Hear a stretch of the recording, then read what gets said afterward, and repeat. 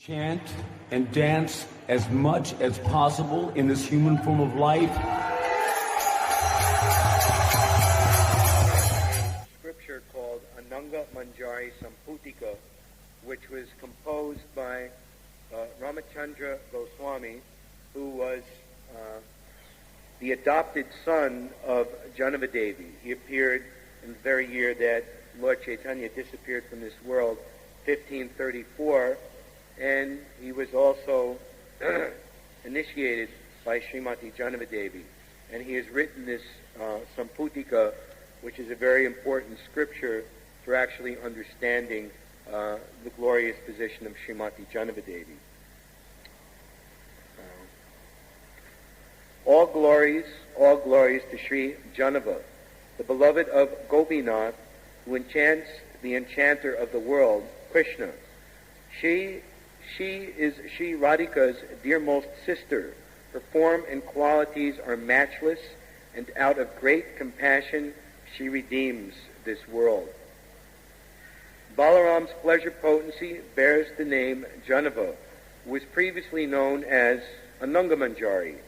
Out of love for Nityananda, she kindly showed two parts in one body to bestow mercy on the conditioned souls. She who was Ananga Manjari is now famous as Mother Jahnava. She is clever, has good taste, is grave, has a golden complexion and lotus-like eyes. This daughter of Surya Das Pandit is a Devi who wears thin garments and whose hands, feet, and all other limbs are decorated with various ornaments. She has a complexion as golden as champak flowers, and her face shines like millions of moons. She always meditates on Lord Nityananda and is delighted by his attributes. She has lotus-like eyes, is very sweet, clever, rasika, and grave. Her sweet form is adorned with a mild smile. She always takes delight in Lord Nityananda's attributes and is an abundance of full nectarian bliss and is very dear to Lord Chaitanya. Srimati Jahnava considered Nityananda and Sri Chaitanya to be like her very life and soul. Such was her heart. Who knows the glories of someone who has a disciple like Virachandra? Who can describe her attributes?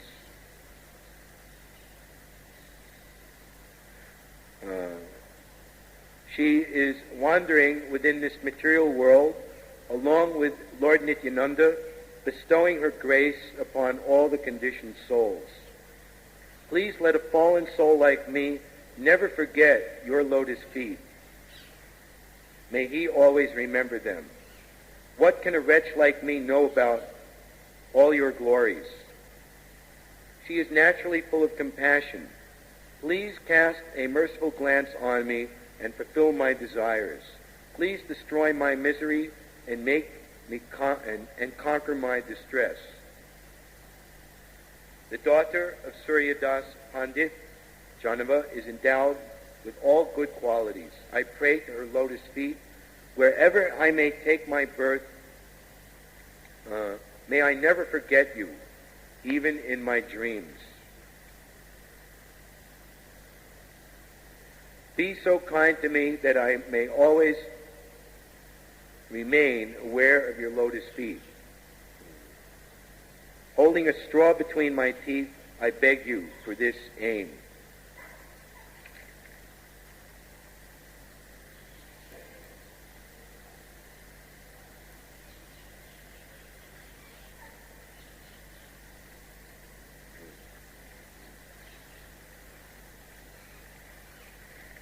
If you desire within your mind to see Radha and Krishna's pastimes with the gopis in Nidhuvan, then follow in the footsteps of Ananga Manjari's lotus feet. If you feel affection for Binda Devi and the goddesses of Braja, then through careful consideration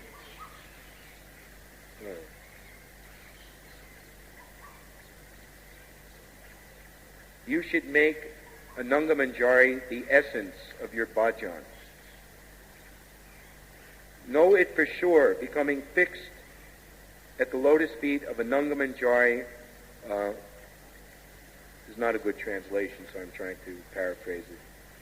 You will know all the intricacies of Brajaras and become situated among the Sakis and blissfully attain Kishore and Kishori. All of the Manjaris will become pleased with you. Have no doubt about it. Krishna worships and praises both Radha and her sister, Balaram's pleasure potency. Srimati Jahnava is such that as soon as you have her nectarian darshan, your whole heart will be satiated. Please be kind upon a wretch like me and give me the shade of the Lord's feet. Who else do I have but you?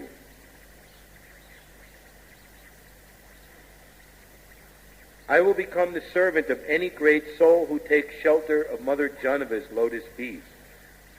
Then my aspirations will be fulfilled and I will attain residence in the land of Braja.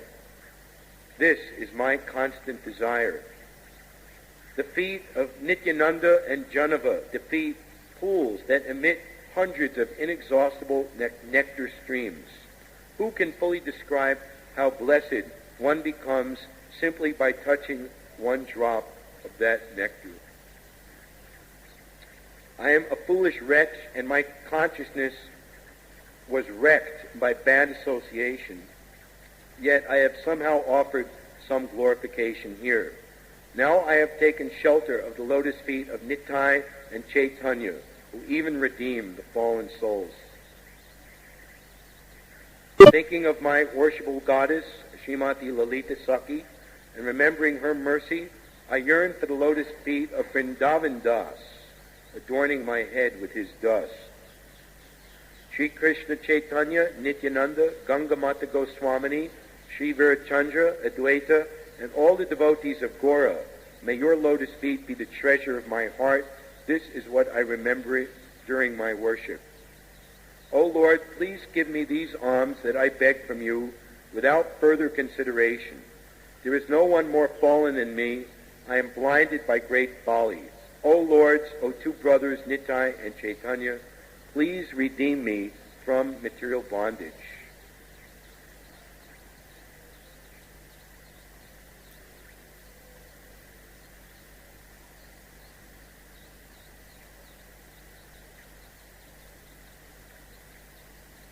O brother, all these transcendental services are attained by the grace of Sri Guru. Therefore, firmly aspire for the mercy of the lotus feet of the Guru. Always meditate on Ananga Manjari and sing her glories if you want to live in Braja. The lotus feet of Lord Nityananda are the treasure of basic surrender. If Nitai bestows his mercy, you will not fall in the noose of material existence. Ramachandra Das weeps, there is no one more fallen than me. Ananga Manjari Samputika Ki Jai. Now we have some song translations from Srila Bhaktivinoda Thakur from his Kalyana Kalpataru, where he mentions Srimati Jahnava Devi. I pray to all you assembled Vaishnavas throughout the entire universe to please show your compassion by attracting me to the shade of the lotus feet of Sri Jahnava Devi, my eternal shelter in the very pleasure potency of Sri Nityananda Prabhu. So we see in the confidential writings of Srila Bhaktivinoda Thakur how his ultimate aspiration is to be situated at the lotus feet of Srimati Jahnava Devi's eternal form in Braja as Srimati Ananga Manjari. This is a song called The Ocean of Material Existence. A very wonderful song which we can all very, very appropriately, deeply enter into the meaning of, because we all fit this description. Having fallen into this vast ocean of material existence, my heart has become extremely worried. I search for the shore, but have no idea how to reach it. I have no strength from my previous karma or from all my knowledge, nor do I have any help from virtues occurred by sacrifices, yoga practice, or austerities. I am extremely feeble, and I don't know how to swim. Who will rescue me from this dreadful calamity? I see the horrible alligator of sense gratification present before me, and the waves of lust are constantly agitating and provoking me. I can no longer cope with all the urges that are pushing me like a raging wind from my previous births. I simply weep with an agitated mind, for there is no rescuer in sight. O most revered Jahnava Devi, please show mercy to this servant today by virtue of your own good qualities, and kindly relieve all his afflictions. By taking shelter in the boat of your lotus feet, I will certainly be able to cross over this vast ocean of material existence. You are the very pleasure potency of Lord Nityananda, and you are the teacher of devotion to Lord Krishna. Kindly bestow upon this servant the wish-fulfilling desire tree of your lotus feet. Thus, this most wretched and shameful rogue begs at your feet today, for he sees that you are delivering many other sinners.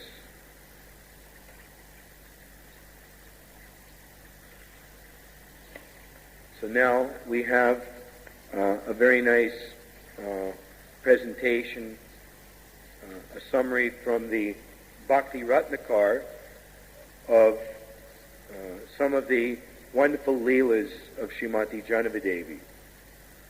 And this has been nicely compiled by Dasarat Sutadas and published in his Nectar Books series.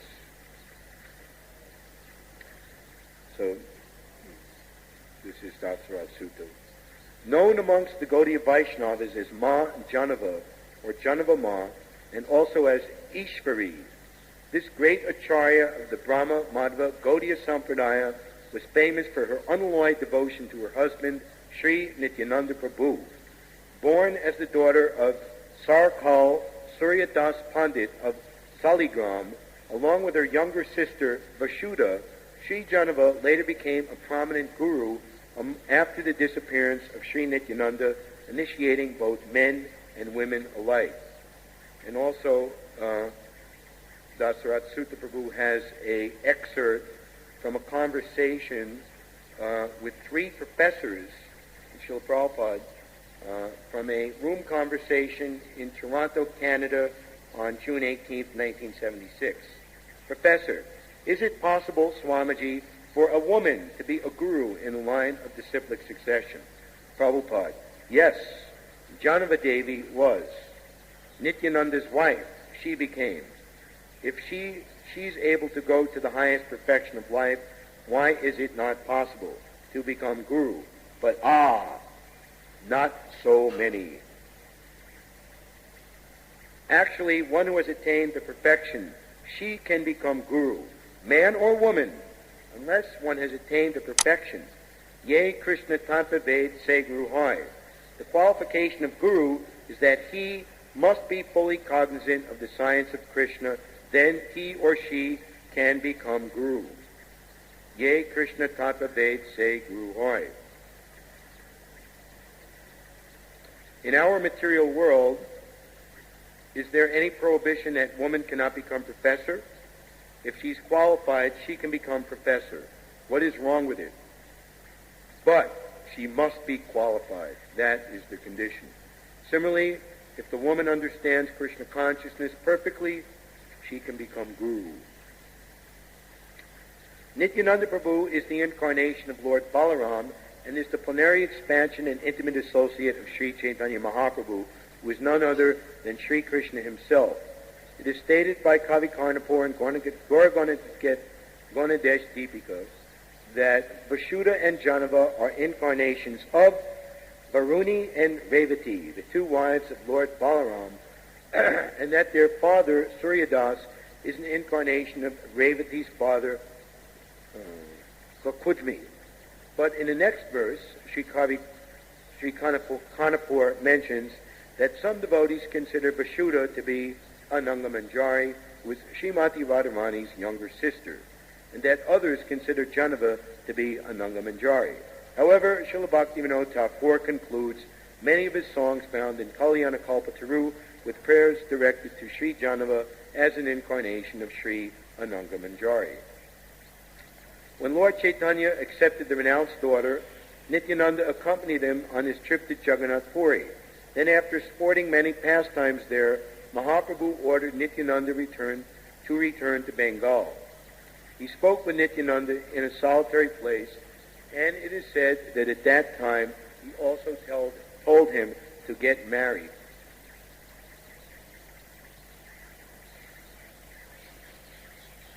Thus, Nityananda returned to Bengal and had many pastimes as he traveled around like a wandering madman. During this period, he visited the town of Panihati and presided over the chipped rice and yogurt festival of Raghunath Das, which is described in the Chaitanya Charitamrita. Finally, visiting the devotees in Navadvip, they ascertained by his desire that he wanted to get married. Therefore, they endeavored to match him with the two daughters of Sarakal Suryadas Pandit from the nearby village of Saligram. Thus, Sri Jahnava and her younger sister, Sri Vasudha, were wedded to Sri Nityananda Prabhu in great pomp and celebration. The entire Vaishnav community participated, and everyone was overcome with ecstasy because the two wives, besides being gorgeous beyond compare, were extremely pious and were known as great Vaishnavas. Later, Vasudha gave birth to two children, the boy named Virabhadra or Virachandra, and a girl named Ganga Devi. Kavi Karnapur states that Virachandra is an incarnation of Kshirodakshai Vishnu, and Ganga Devi is none other than the river Ganga herself.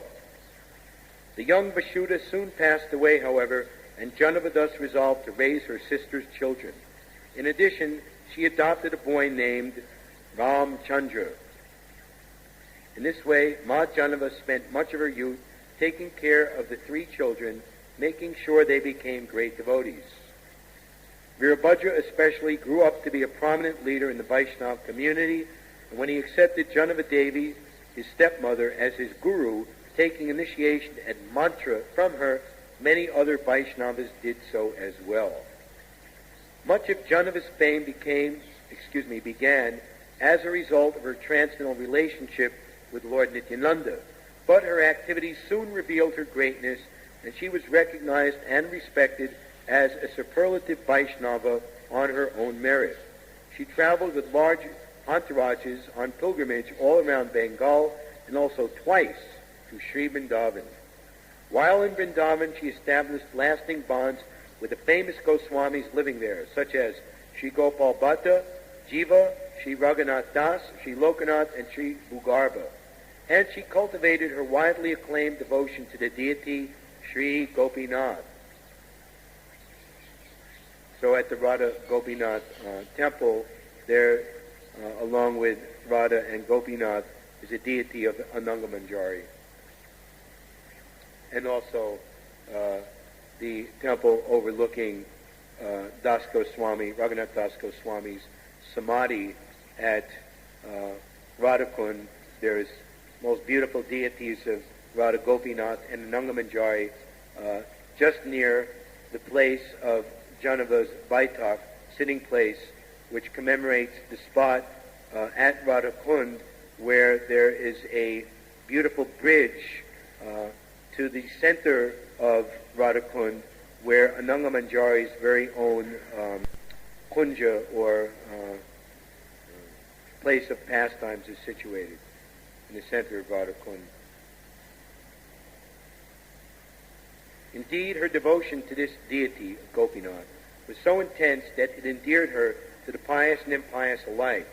By her example, she showed how to perform deity worship and devote one's life to spiritual service. From time to time, there was the observance of huge Vaishnav festivals, such as the one sponsored by Narottam Das Thakur on the occasion of the first Gaur Purnima festival. Sri Jahnava Ishvari was given a grand reception by Narottam and his associates, and she was honored as the senior Vaishnavi of the event. After the ecstatic kirtan led by Narottam, Jahnava ordered everyone to sport the holy Leela by throwing brightly colored powders on each other. Of course, she was given the first pot of powder and personally put some on the body of the Lord's deity as an offering. Later, after the all-night kirtan and bathing ceremony of Mahaprabhu, Jahnava cooked and organized the morning offering. Then she fed the assembled devotees with her own hand. After this great festival, Sri Ishvari bade farewell and proceeded with her entourage on a pilgrimage to Braja. There she happily met with all the Goswamis of Vrindavan, and she was very pleased to listen as Sri Jiva recited many of the newly written scriptures. Circumambulating the 12 forests along with many devotees, she served the principal deities in Vrindavan and then returned to Bengal. Being based in Karodaha, she frequently traveled around Bengal to visit the many devotees living in various holy places. Thus, Ma Jahnava Ishvari lived a very long and productive life, delivering many sinful souls with her gift of ecstatic prema bhakti, initiating men and women alike into the divine grace of pure devotional service, presided over great festivals, preaching the glories of chanting the holy names of the Lord, and otherwise spreading the joy of the spiritual world wherever she went. It is said that she passed away in Kamyavan in Braja, though no samadhi tomb exists there as a memorial.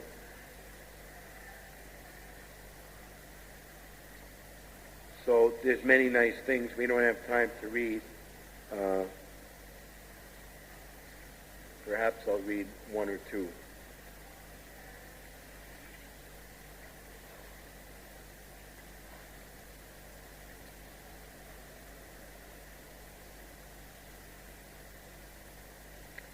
This is very nice and memorable. The meeting of Jahnava Devi with Raghunath Das Goswami at Radhakund. Raghunath Das became very enlivened to hear of Ishvari's arrival in Vrindavan, but he was unable to travel there to see her. Feeling separation from Sri Rupa Goswami, his heart was in a state of constant agitation, and from neglecting to eat grains and other proper food, his body had become extremely emaciated. Whose heart would not break upon observing whatever personal vows he kept and whatever activities that occupied him internally? He would regularly go to see Kaviraj Goswami and many other great devotees to bow down and offer his soul.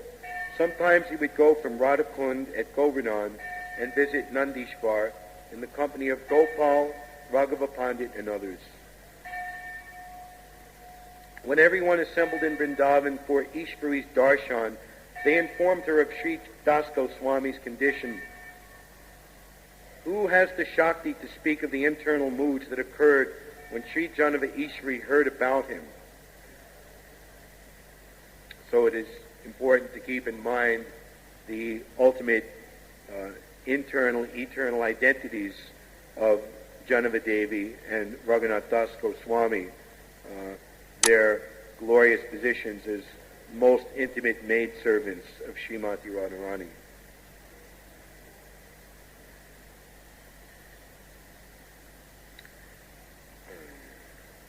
In the morning, I shall go to Radhakund. The devotees in the assembly said to each other, "Let us quickly make arrangements to arrive for darshan at Radhakund and other holy places. There must be very nice facilities provided for completely relieving our fatigue, and then we may proceed on toward the sacred forests." With this in mind, Jahnava very happily departed for Radhakund, surrounded by the most learned devotees. Traveling toward Radhakund, they passed through Bahulavan, and their hearts were overwhelmed with prema when they beheld the beauty and splendor of Sri Radhakund. Knowing that this was the residence of Raghunath Das Goswami, they proceeded there to see him. Das Goswami was sitting in a solitary place on the bank of the Kund, chanting the holy names very slowly and deliberately. Sri Krishnadas Kaviraj arrived on the spot and stood waiting before Das Goswami. As soon as there was an opportunity to speak, he said, "Sri Jahnava Ishvari has arrived." Hearing this announcement made Das Goswami's heart become pervaded with an astonishing level of ecstatic love, and he immediately got up and walked ahead of Krishnadas on the footpath to Jahnava with both his eyes filled with tears. Sri Ishwari saw Das Goswami approaching and noticed that his body was extremely thin and his effulgence was as brilliant as the sun. Who could possibly understand the inner thoughts of Sri Ishwari? Tears cascaded from both of their eyes, and she could not prevent them from doing so. Sri Das Goswami offered his obeisances and somehow maintained his composure. And Sri Ishwari, the personification of prema, reciprocated with him befittingly. Whose heart would not split upon hearing those things uttered by Das Goswami before Sri Ishwari? The most astounding divine love awakened in Das Goswami's mind as he met with Madhava Acharya and the other devotees. What incredible tears gushed from the eyes of everyone present. For a short while they just stood there completely entranced.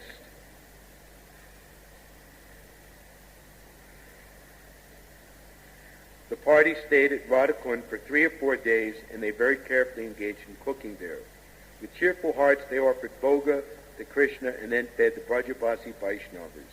Who would not feel fulfilled upon witnessing the ecstatic, blissful love that arose as everyone took prasad? Who can understand the extraordinary manners of Sri Jahnava Ishwari? The intelligence of a most fallen rascal like me surely cannot. Sri Ishwari has an amazing vision at Radhakund. Once at midday, by the bank of the Kund, so the tamal tree growing just there at Jahnava Devi's sitting place, this is where she had the amazing darshan of Sri Gopinath himself. So next time you go to Jahnava Devi's Baitak, you can keep this in mind. By the bank of the Kund, Jahnava heard the sound of a flute, and she almost lost her composure. She beheld a mischievous prank that could not be seen by the others. Some learned person in the future will elaborate on all these enchanting topics. Still, I will say a little about it.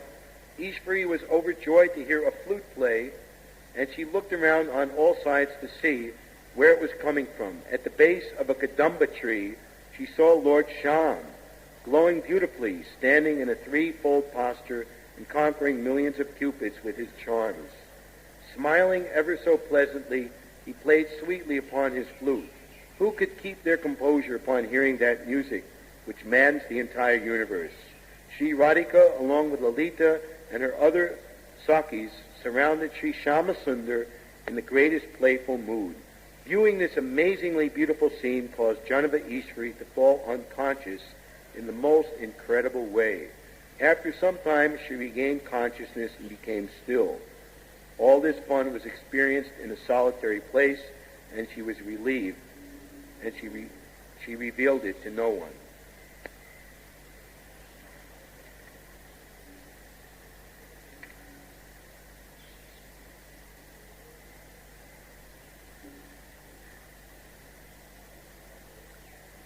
Gopinath's instruction to Ishwari. One day she went to the temple of Shri Radha Gopinath in Vrindavan and stood looking at the deities. In a mood of supreme prankishness, she thought to herself, it would be very nice if Sri Radhika was a little taller. Considering like this in her mind, she said nothing to anyone else.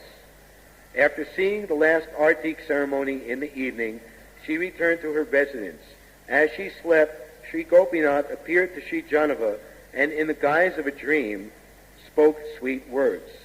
My beloved is not as tall as I am. It is a great prank that we are seen to be different. Returning quickly to Goda, you will manifest another form of my beloved and send her here. She will live by my left side. This will surely be seen. Then Sri Radhika laughed and said to Jahnava, please don't be hesitant in this regard. It is also my desire. Saying this much, the divine couple disappeared from Jahnava's vision, and she immediately awoke and happily looked all around. Seeing that morning had come, She very jubilantly felt a gracious mood, and with her eyes brimming with tears, she said, "I will incessantly meditate on how to have a beloved made for him." Ishvari's eyes moved in expression of these deliberations in her mind, and she thus firmly resolved that she would have such a deity fashioned. She kept all these topics secret, but Gopinath himself revealed everything through someone else. The ways of Sri Gopinath cannot be understood by anyone. In the guise of a dream, she also personally gave a flower garland to Sri Jahnava, and the pranks that were similarly played by Sri Govinda and Madan Mohan will be described later by some fortunate soul.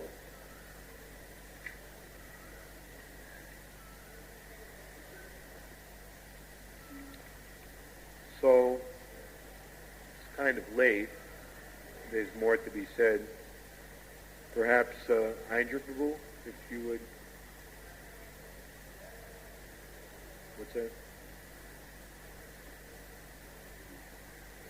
The microphone. Aindra Prabhu can tell us some more things.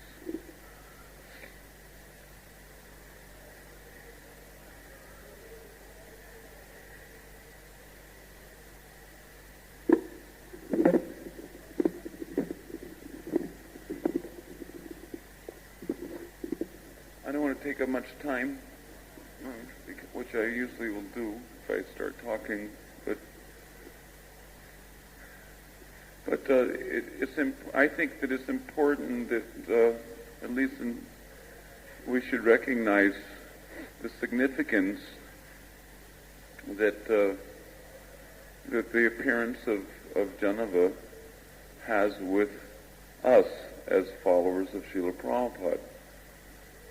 That's a point that Ram Roy didn't touch on correctly.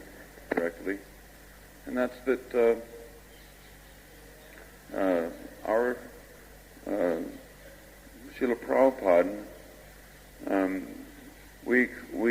some people may doubt or argue about the validity of our Diksha Sampradaya and all these things. I don't want to harangue, them, although they're foolish and uninformed and nonsensical in their conclusions. But our Diksha Sampradaya means that parampara through which our Gayatri mantras have been received. Just like there's the Bhagavad Sampradaya, which is the school or the parampara through which the Bhagavad Siddhanta and the rites of Bhagavad Dharma have been received. So we see on the altar here our Bhagavad Parampara, and that Bhagavad Parampara is listed in the Bhagavad Gita at the end of the introduction, which includes Bhaktivinoda Thakur and Jagannath Das Babaji Maharaj and Vishwanath Chakravarti Thakur, Narottam Das Thakur, Krishna Das Kaviraj, and also the six Goswamis, and up to Lord Chaitanya. So we should know conclusively that this is not our Diksha Sampradaya, and nor is this list intended to show our Diksha Sampradaya in the least. It is simply intended to show that parampara through which we've received the Bhagavatam and the Bhagavad Gita. So, but in Chaitanya Charitamrita it mentions that unless you receive mantra through sampradaya, your chanting of the mantra cannot bear any fruit. So, what is the fruit? Some people say that, well, devotees are not supposed to be fruitive. But we say that real devotees are the most fruitive. Because what kind of fruit they want? They want the fruit of love of Godhead. So the whole purpose of chanting the Hare Krishna Maha Mantra and the whole purpose of chanting the Diksha mantras, the Gayatri mantras, etc., is to get the fruit of love of Godhead. So if by chanting a mantra that was not received through sampradaya will not bear fruit, then we can hardly say that was a bona fide diksha. So if we're to have a bona fide diksha, then we have to have a bona fide diksha guru. And if we're to have a bona fide diksha guru, we have to have a bona fide diksha sampradaya, which means the sampradaya through which the mantras have been received. Simple as that. So,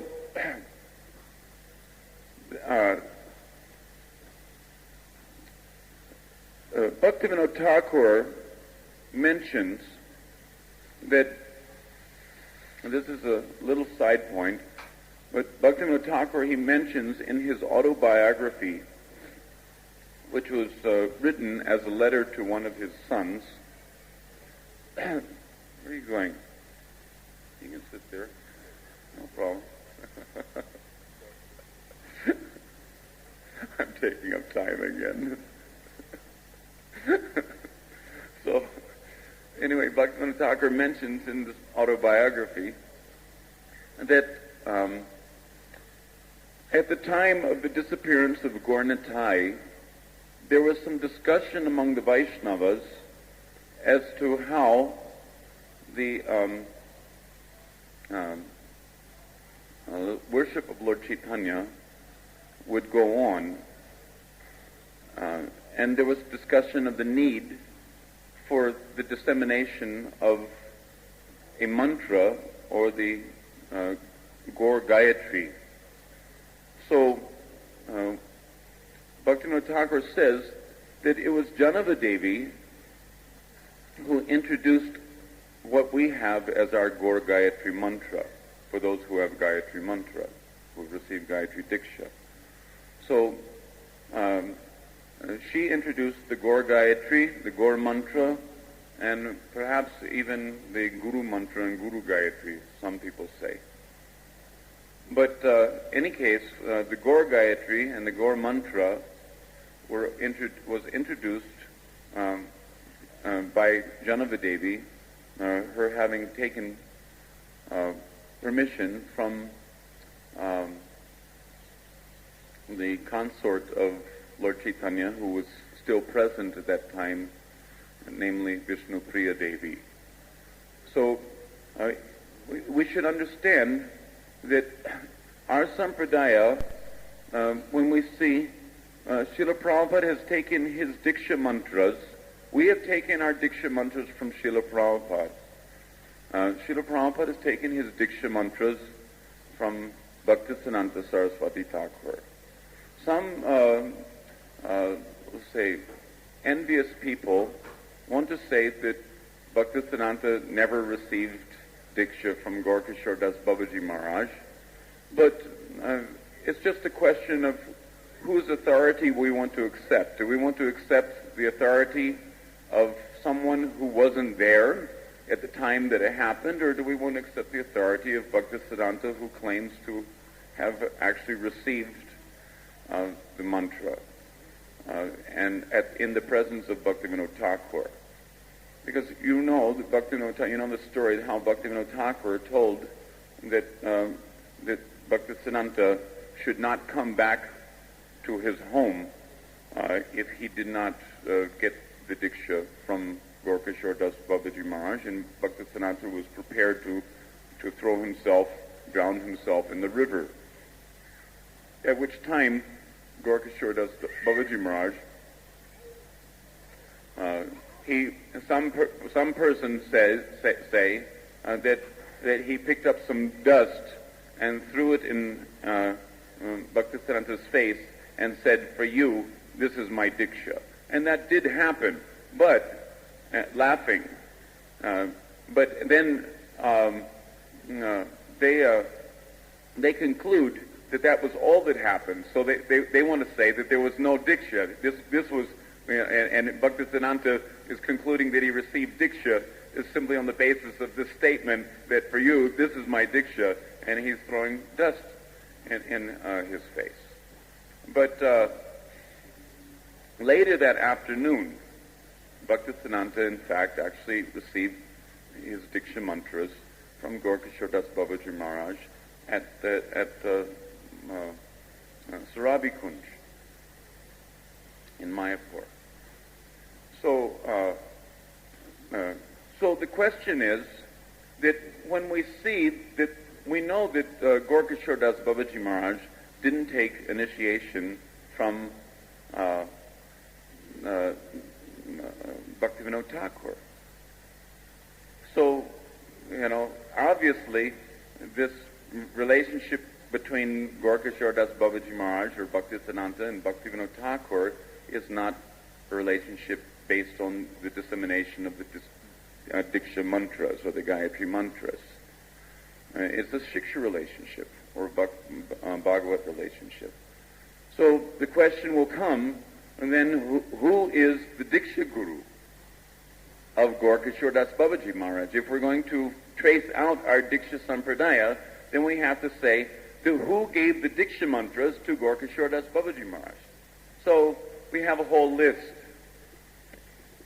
which we will read, which includes the Siddha Pranali, because everybody is, sometimes they're anxious to find out, and they want to go here and there because they hear about the Siddha Pranali process, of Diksha, and they want to run off to the Radhakund Babas or this guy or that guy, in order to get the Siddha Pranali. So the Siddha Pranali is also included with the Diksha Pranali. But we do have. So this list, just to clarify so that people don't have any doubts, at least I think that it's safe for us to conclude that Srila Prabhupada's very dear friend, Akinchana Krishnadas Babaji Maharaj, was a very truthful devotee.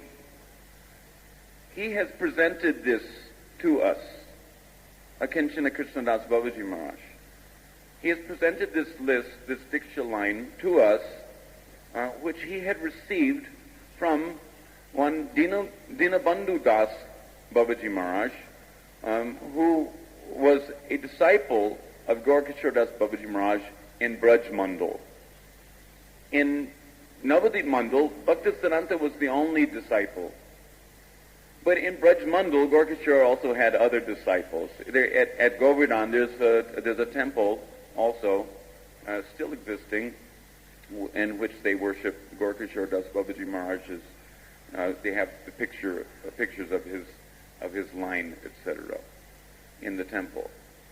So, in any case, Gaurkishore Das Babaji Maharaj's Diksha Guru is Sripad Nimai Chand Goswami, who received his mantras from Sripad Ramadev Mishra, who received from Pyari Mohan Goswami, who received from Sripad Paramananda Mishra, who received the mantras from Ishwarananda Mishra, who received from Radha Mohan Goswami, who received from Kanupriya Mishra, who received from Hari Gopal Mishra, who received from, as we were hearing about, Bir Chandra Prabhu.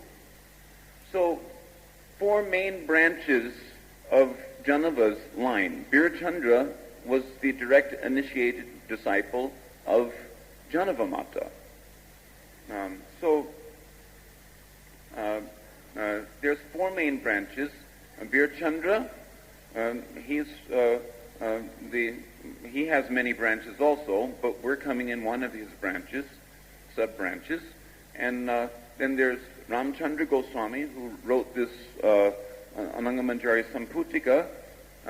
He is the you can say the founder in his dhara, or in his flow, in one of the sub-flows, because he also had many disciples, and in one of those flows came the Diksha line of Srila Bhaktivinoda Thakur. So Bhaktivinoda Thakur, he's in his, we can understand the significance and the pertinence of Bhaktivinoda Thakur's writings in relationship to us, because we are like, let's say, a god-brother sampradaya to Bhaktivinoda Thakur's sampradaya. We have, or you can say, let's say, a sister sampradaya, in certain respects. Internally speaking, we are a sister sampradaya. So the same feelings, the same principles in the matter of applying ourselves to the understanding of the relationship that we have with Jahnava Mata, the relationship, or let's say the ultimate or the highest aim of the teachings of our sampradaya in the matter of surrendering to the eternal service of the Adi Guru manifestation in Madhurya Ras, who is as Anangamanjari. She is just like Balaram is Adi Guru in the Shantaras, by manifesting as the pillow and the bed and the Janal Brahman thread and the various paraphernalia. There's 10 different ways that he manifests. In Shantaras, he also manifests the mood of Dasya. He also manifests the mood of Sakya, and he also manifests as the older brother. He manifests the parental mood, or the Vatsalya Bhav, toward Krishna in his services to Krishna. But Balaram also wants to relish the Madhurya Bhav, because just like when Krishna sees himself in the reflection, when he sees his own form, his heart becomes enchanted to relish the seva of himself in the mood of Radha. He wants to relish that mood. So in the same way, Balaram sees Krishna. There's no difficulty for Balaram. He doesn't have to look at a reflection to see him. So there's a part in his heart, a confidential part in his heart, who also wants to serve Krishna in the Madhurya Ras. So he experiences a transcendental need to expand himself. So he expands himself as Radharani's younger sister to not only have the opportunity to serve Krishna, but to have the opportunity to serve Srimati Radharani, which he doesn't get to have the opportunity on account of the social situation, as the older brother of Radha's Priyatama. So in this way, Balaram, or Adi Guru, who distributes devotional service, Guru's business is to distribute devotional service. Guru acts as the liaison between the jivas and Krishna, or jivas and Radha and Krishna's seva. So in the Madhurya Ras, it is Anangamanjari who's acting as the liaison between the jivas and Radha. She is the main figure. So it is no small thing that we have somehow, by the transcendental system,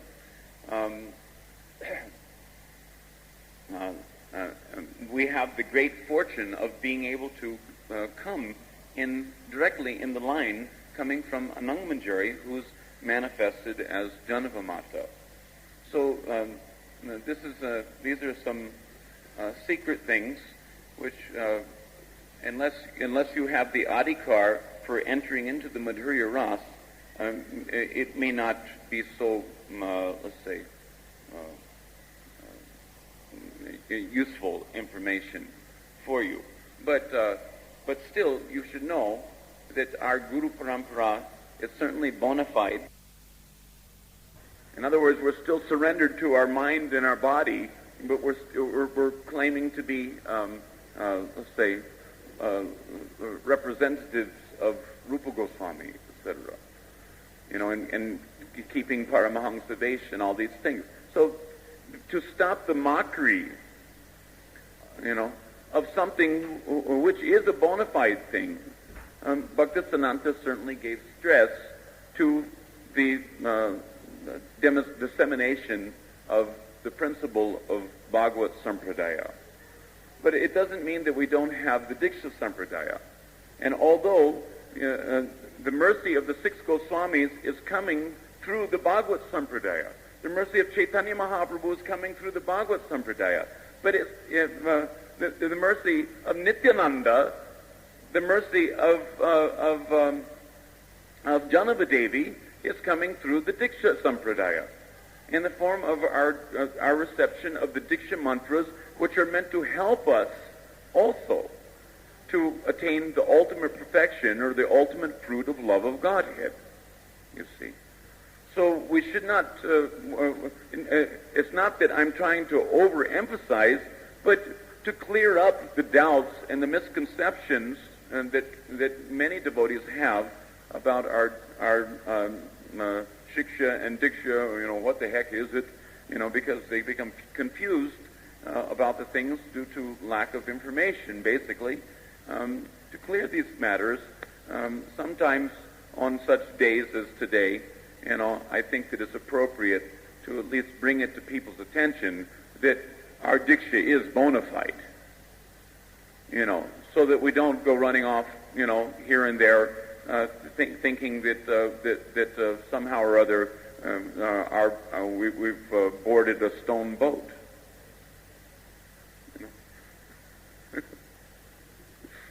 So anyway. Oh, one last thing we should say. That just like Sri Chaitanya Mahaprabhu's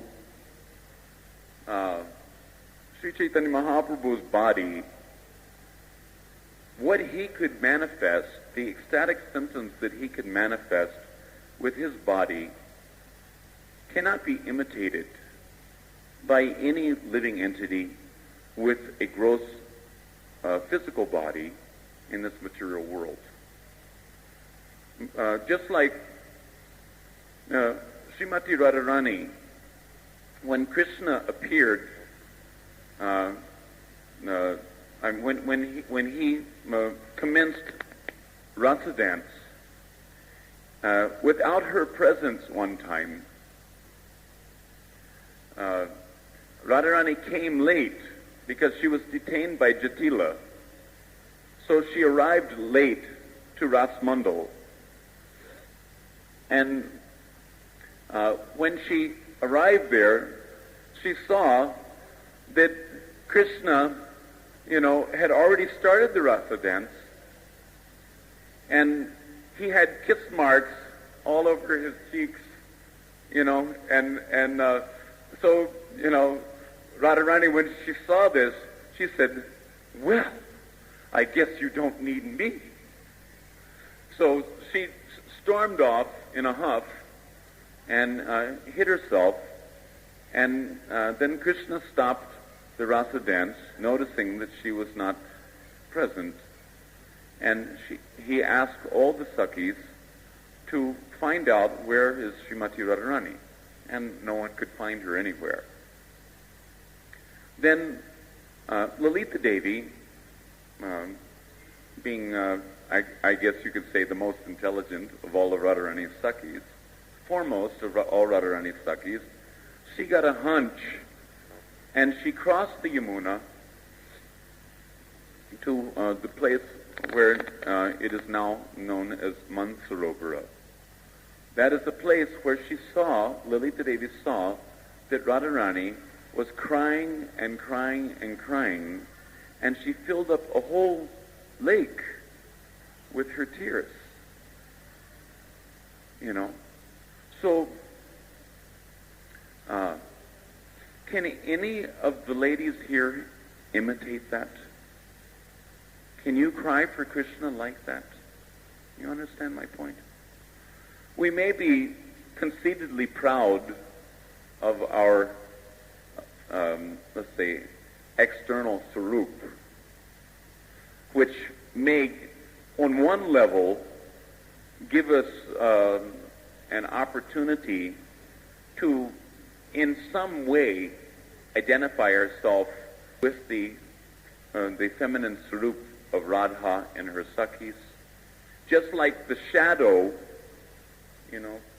Of course, Vaishnavis, if their bodies are, as Prabhupada was saying in the letter, in this conversation to the professors, that if they will actually come to the nth degree of perfection, of full absorption, both externally and internally, in bhav, then, just like Bhaktivinoda Thakur is called as Satchit Ananda, so when one is completely absorbed in Krishna consciousness, on the perfectional platform, then the body is Satchit Ananda. But before that stage, there are various varying degrees of materiality still mixed in our, let's say, external sarup. So we should not be proud to think that our dramatical performances will save us at the time of death. Our dramatical performances will not save us at the time of death if they are not inspired from the actual internal platform of pure unalloyed devotional consciousness, or bhav, whereupon we realize our sthai-bhav. So, sthai-bhav means our constant ecstasy. In one of the eternal rasas, in our loving service relationship with Krishna. So, just like Radharani is the internal pleasure potency of Krishna, just like Vishnu Priya Devi is the internal pleasure potency of Gaura. So similarly, Jahnava Devi is the internal pleasure potency of Nitai. Jahnava Devi is a Nangamanjari. And a Nangamanjari is simultaneously expanded from Baladev and Radha. She is the veritable other form of Radha. So don't think that just because Jahnava Devi is Guru, that's just like saying because Radha is the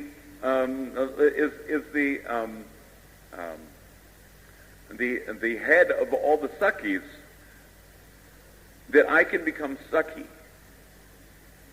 This is just because I have the external dress, the shirt and the coat, the blouse and the coat, of what appears to be a Sakhi Sarup. You understand? You grasp what I'm saying? So, this is because ultimately, Krishna's the only male, and everyone is female. But, there's a group of people who are called Sakhi Bekis. You know what is Sakhi Beki? Sakhi Beki means that although that they dress their external form like a Sakhi, and that on the basis of their external demeanor, they claim that they have rights to the, services to be enjoyed by Krishna, etc.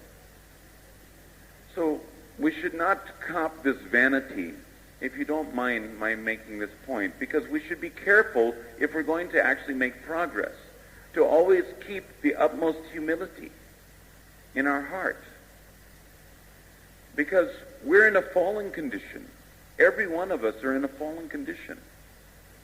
So we have to take into consideration that whether it's this gross shirt and coat, or whether it's any other gross shirt and coat, neither one of them are fit to be enjoyed by Krishna, because Krishna doesn't enjoy anything which is fit to be eaten by the dogs and jackals of this material world.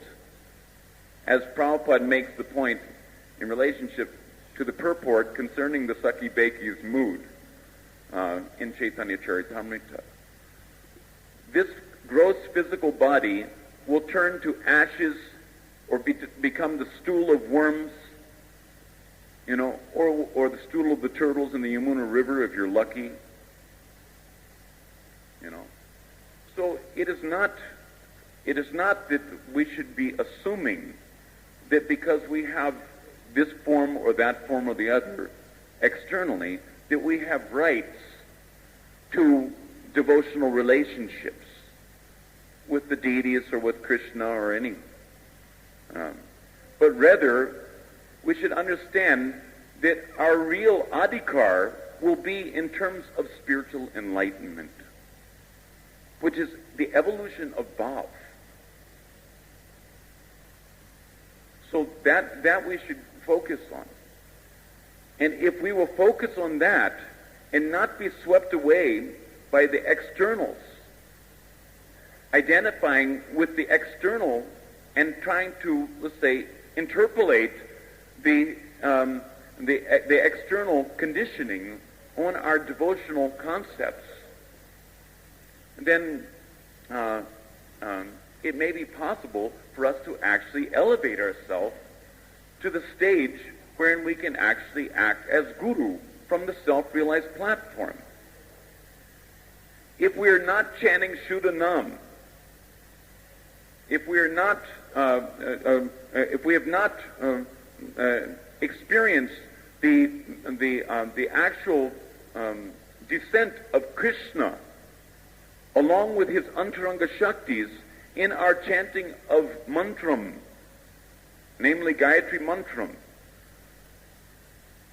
then what power do we actually have to represent our Acharya Parampara? So we should be very careful to understand that don't put the horse before the cart. I mean, the cart before the horse. Put the real business is at hand, and that is self-purification. We have to do the real work to come to the platform of being able to represent our Guru Parampara in a way which is, let's say, tangibly acceptable by them. Not that we artificially pose. Just like the Bhaktisiddhanta, he wanted to say that the Ajatarati Vaishnavas are giving Diksha mantras, like water to unqualified people. They are unqualified, and the people that they give the mantras are unqualified. So I say that the beat goes on. The same problem is manifesting just because we claim to have, the High Court judge as our guru. Doesn't mean that we're High Court judge.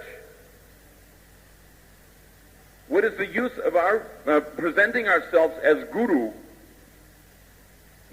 when the king has no clothes on? What is the use?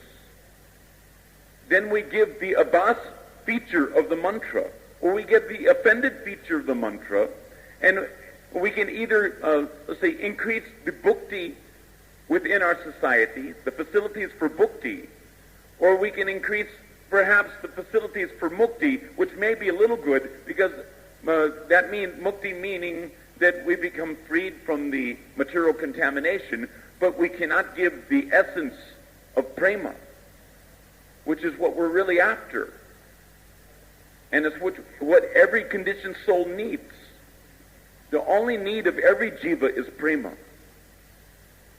So in order to give prema, we have to give the association with the antaranga shakti, which can ignite the fire of prema within the wood of our heart. The fire is dormant within the wood. So we have to become good association by being pure.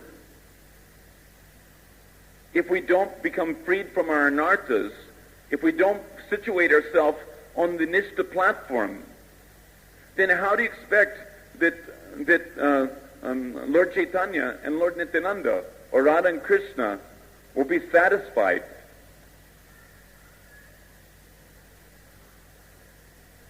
Even if Lord Chaitanya's name doesn't consider offenses, and they're always purifying, but it doesn't mean that they're satisfied. Doesn't mean that because we're chanting his name that Lord Chaitanya, let's say, is satisfied to bestow prema if we're not sincere in our chanting. So the mark of our sincerity is that we do the work of freeing ourselves from the anarthas so that we can become fixed up in pure devotional principles, Bhagavad Dharma. Then, when we will chant in kirtan, people will be infused with prema. Or at least they will hear. They will be associating with pure devotees by hearing the chanting of the pure Nam. And when we will pose ourselves as guru, we will actually be guru. The Madhyam Adhikari, at the upper stages of Madhyam Adhikari, from the stage of Ruchi, from that stage, we are chanting Shuddhanam. And from that stage, our Diksha, any let's say, attempt to give the mantra or to give Nam will be effective, because the disciple will get Shuddhanam. It is Nam who gives prema. The guru can give Nam if he has it. But if he has the Bas feature, he cannot give. So it should be taken seriously. If we want to represent either our Bhagavad Sampradaya, because if they're personal motivations, then we may misinterpret the Bhagavad. There are plenty of people who are speaking Bhagavad, but they're not speaking Bhagavad. They're not giving the association of the Antaranga Shakti in their presentation of Bhagavad. Rather, they give the association of the Bahiranga Shakti, or the external potency. Their preaching of Bhagavad is simply a Mayic vibration which keeps people in darkness. So we may be claiming to have such nice Bhagavad Sampradaya, but if we don't become actual Bhagavatas, then we cannot actually give Bhagavad. Even we're sitting on the biggest seat, we cannot give Bhagavad. Even we're parroting the sloka. I may be saying Hare Krishna, but if my Nam is Nam Akshara, means only the letters of the name, Hare Krishna.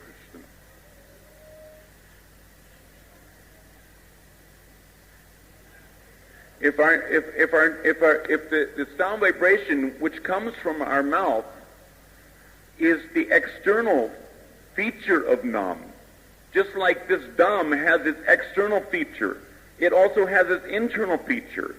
If we're only concerned with if we're in Maya, in the holy Dham, then we will only be able to get the benefit of the external feature of the Dham. But we won't be able to get the full benefit of the internal aspect.